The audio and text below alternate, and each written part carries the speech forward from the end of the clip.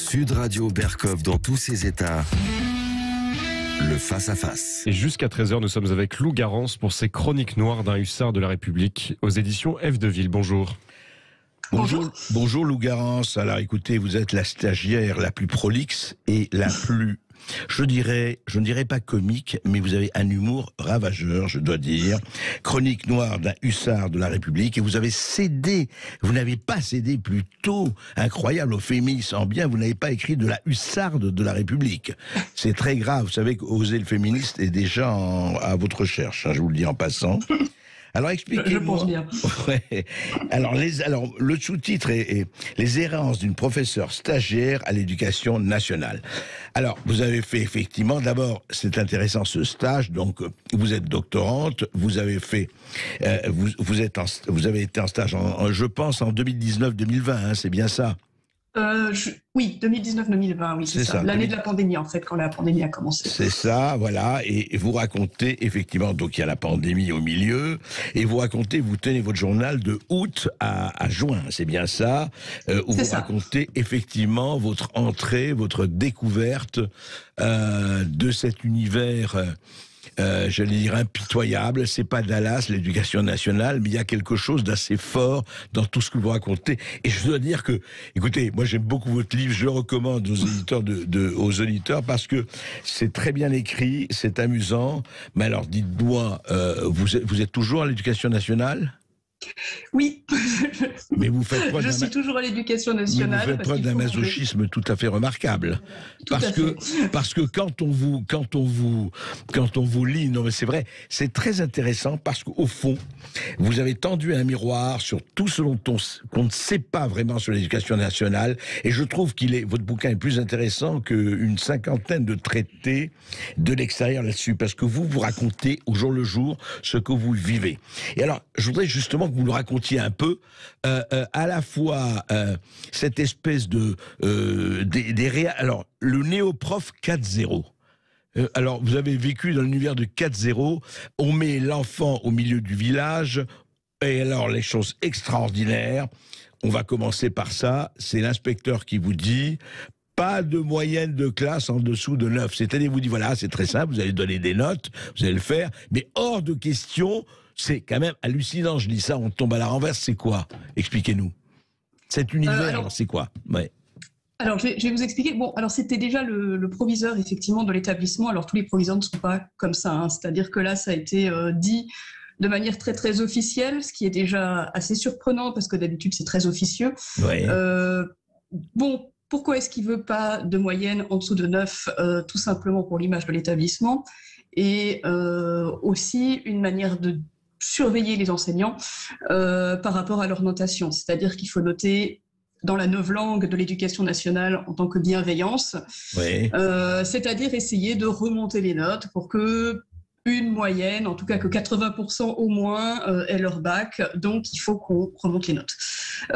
Clairement, c'est ça. Après, le néoprof 4.0, c'était vraiment par rapport en fait au numérique qui est absolument partout et qui est, comment dire, amplifié depuis la pandémie, mais qui était déjà en cours avant. Ce qui est aussi un peu honteux, parce qu'on n'arrête pas de faire des discours sur le trop-plein d'écran pour les élèves, que ce soit sur leur portable, que ce soit sur leur tablette, que ce soit sur leur ordinateur, et finalement on leur donne des ordinateurs à l'école. Ouais. Donc, gratuitement, c'est donné, hein. Les ordinateurs sont distribués gratuitement aux élèves. Ils sont distribués en seconde, ouais, depuis 2 ans maintenant, et puis doivent normalement les rendre, je crois, à la fin de la terminale. Voilà. D'accord. Et vous êtes en première, hein, vous enseignez en première, vous?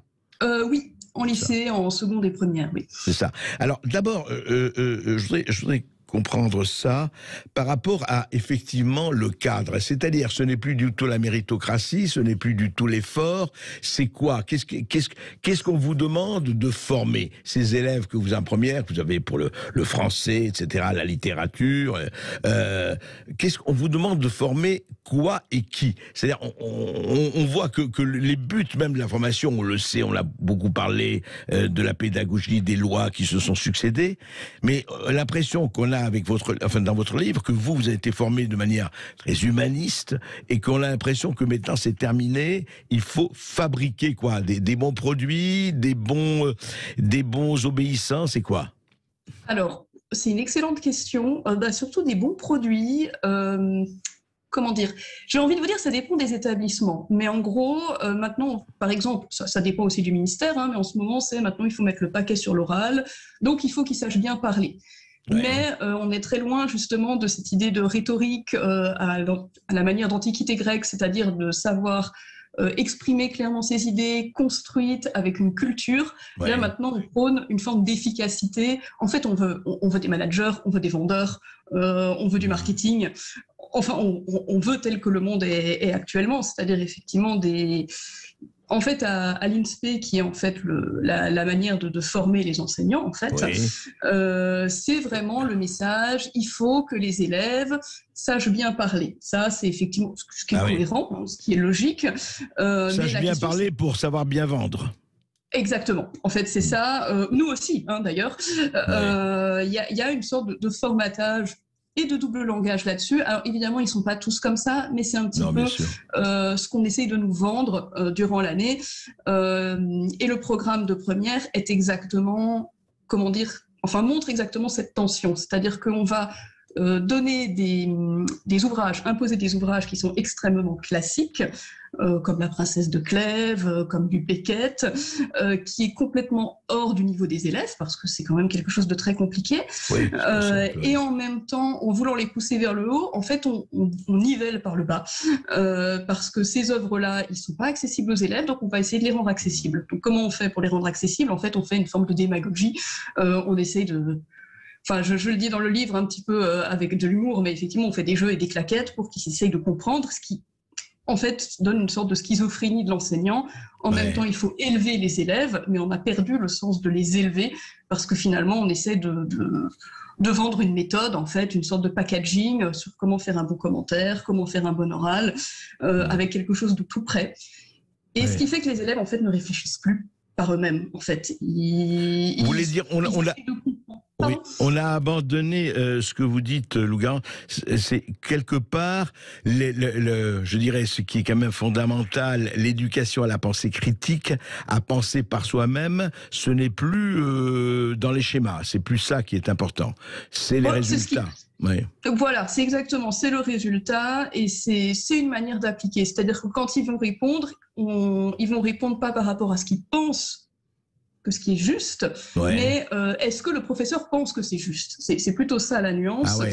Et c'est gênant, en fait. C'est gênant.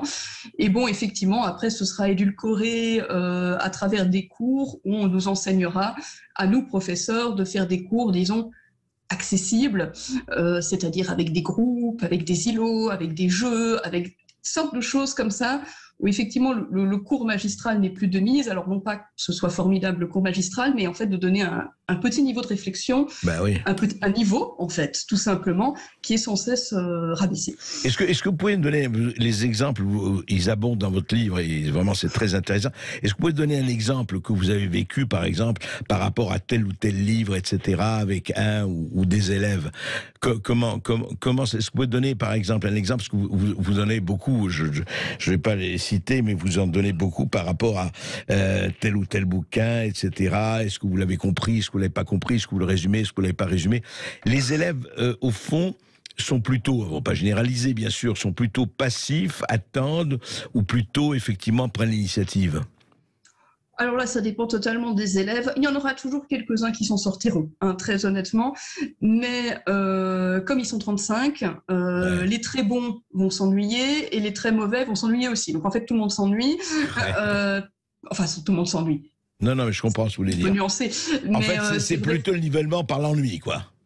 Voilà, c'est nivellement par l'ennui. Après, effectivement, il y en a qui arrivent, etc. Après, pour vous donner un exemple. Pour vous donner un exemple, je réfléchis parce qu'il y en aurait tellement et en même temps, c'est compliqué. Mais effectivement, la princesse, prenons la princesse de Clèves, qui est l'exemple canonique.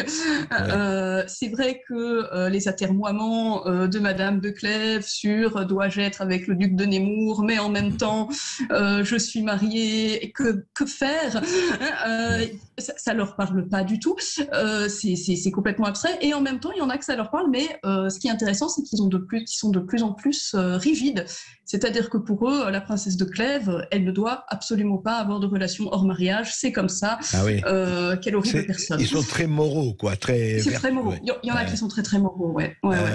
Intéressant. Mais est-ce que par exemple, vous parliez de Beckett, vous parliez de tout cela, est-ce que ça les touche parce qu'ils arrivent par exemple en première, est-ce qu'ils ont déjà lu, est-ce qu'il y a, alors encore une fois, il ne faut pas généraliser, il y en a sûrement des qui ont lu, mais je parle de la majorité, est-ce qu'il y a déjà un apprentissage vrai de la lecture? Je ne parle pas de la lecture en classe, apprendre à lire, je parle de la lecture de livres, d'ouvrages de littérature, etc., ou pas, pour la majorité. Alors, je vais vous donner deux exemples. C'est-à-dire que le livre que j'ai écrit là, c'est issu quand même de très bonnes classes, en fait, officiellement.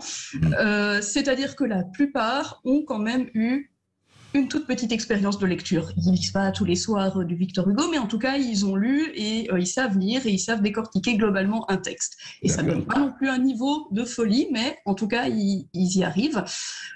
Cette année, je suis dans un établissement qui est officiellement, les élèves sont très faibles. Et je vais vous donner un exemple pour une lecture qu'on appelle cursive, c'est-à-dire quelque chose à part du programme qu'ils doivent lire, parce qu'il faut encourager les élèves à lire. J'ai essayé de les faire lire un livre très court de 100 pages, simple. Lequel? Pour vous donner un exemple, les travaux qu'ils m'ont rendus, c'était 28 fois la même copie.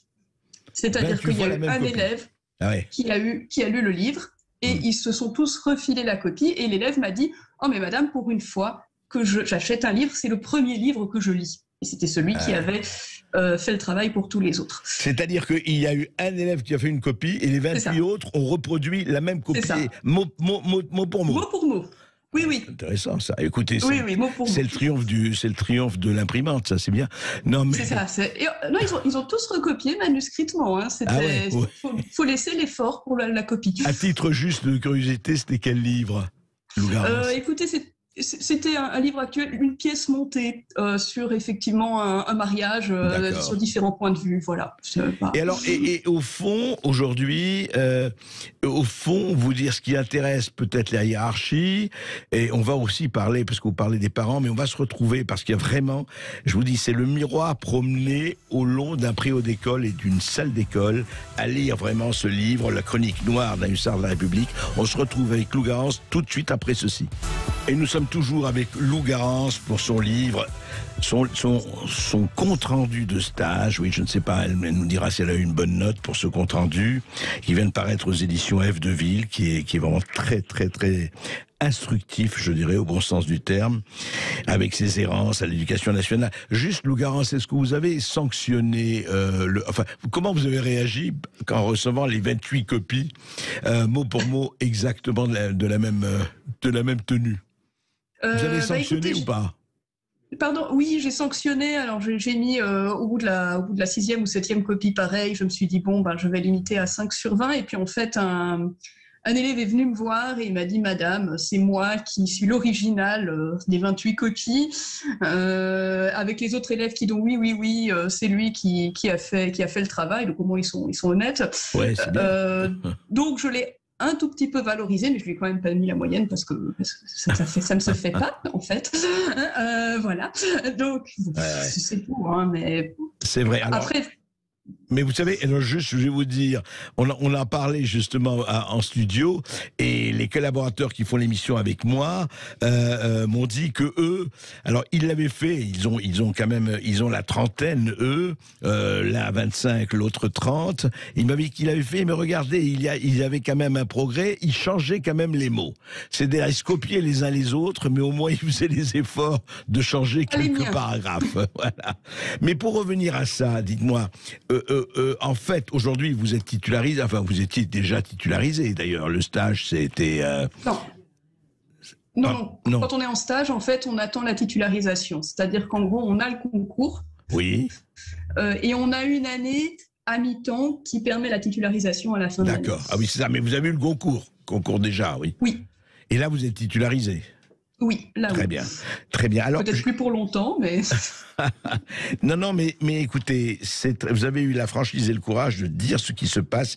Et moi, je voudrais quand même que vous m'expliquiez, parce qu'on vous a expliqué en arrivant, vous racontez effectivement votre entrée, comment les inspecteurs, les tuteurs, votre tutrice vous parlent, etc. Et alors, vous parlez, alors moi, c'est intéressant parce que je suis sûr que ça va beaucoup interroger tout le monde. Vous avez parlé du concept spiralaire. Alors moi, ça m'a étonné, ce concept spiralaire. Et puis, le pique-nique d'intégration. Il y a des mots magnifiques, là. Le concept, alors expliquez-moi ce que c'est que le concept spiralaire. Vraiment, moi, c'est une révélation.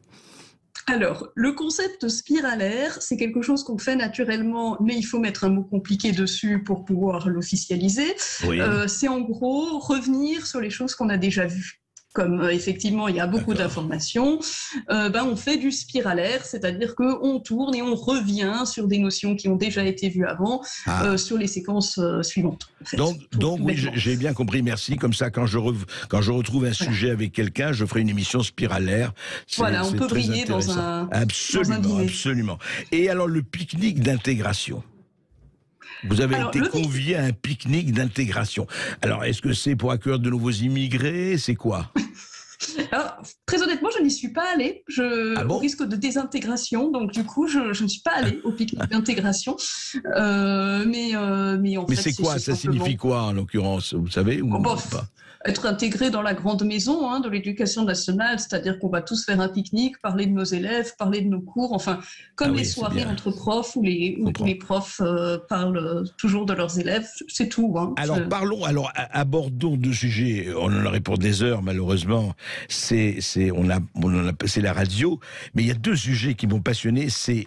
Parlez-moi des portraits de vos collègues. Vous faites d'ailleurs des portraits à la fin.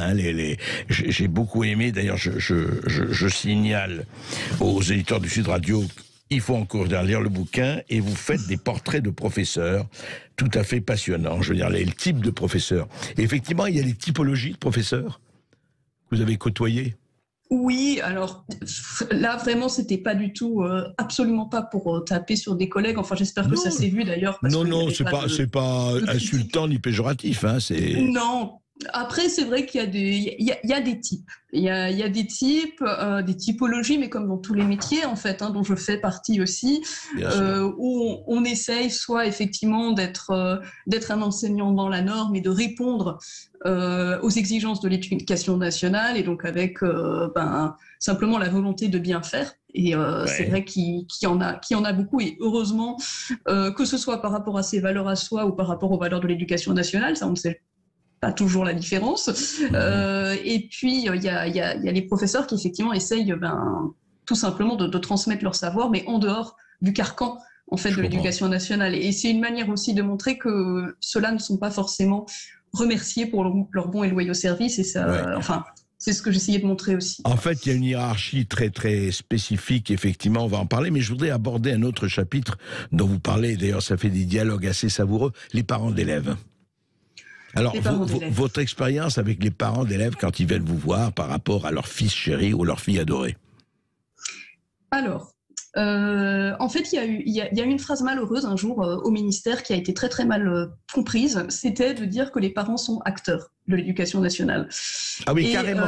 Les parents sont acteurs de l'éducation nationale. C'est ça. Et donc, en fait, ce qui pourrait être pris comme quelque chose de positif, c'est de simplement suivre leur enfant et l'éduquer et l'élever correctement, a été pris par on va fliquer le prof pour savoir s'il fait bien son travail, ce qui n'est pas tout à fait la même démarche. Bien sûr. Donc la majorité des parents sont bien, il y en a beaucoup qui sont effectivement... Alors ça dépend du milieu aussi social. Souvent les milieux sociaux défavorisés, les parents sont plus derrière, mine de rien, et avec nous en tant qu'enseignants. Oui, ils veulent pousser leurs enfants, etc. Oui. C'est ça, parce qu'il y a encore en fait une sorte de...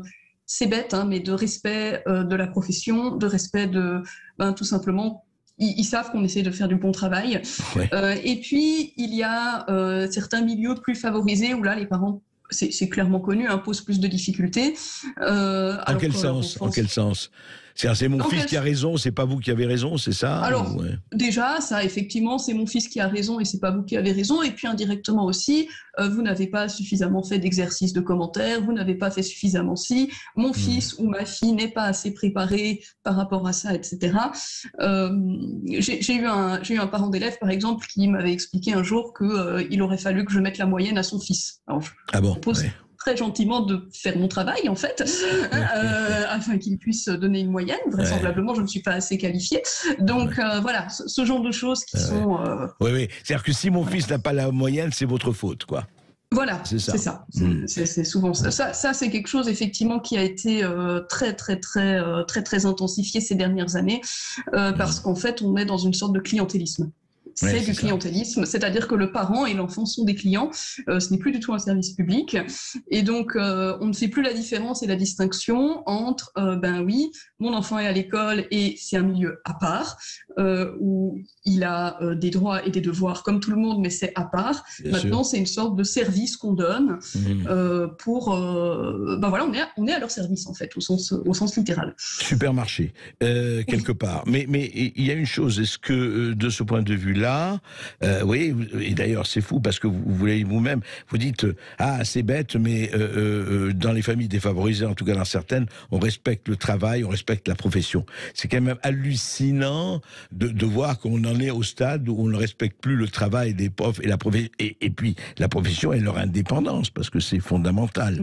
Et de ce point de vue, la hiérarchie joue un rôle d'étouffoir, d'éteignoir, ou encore une fois, le client est roi. C'est un peu ça, quoi. Le client est roi. C'est tout à fait ça. Ouais. C'est étonnant.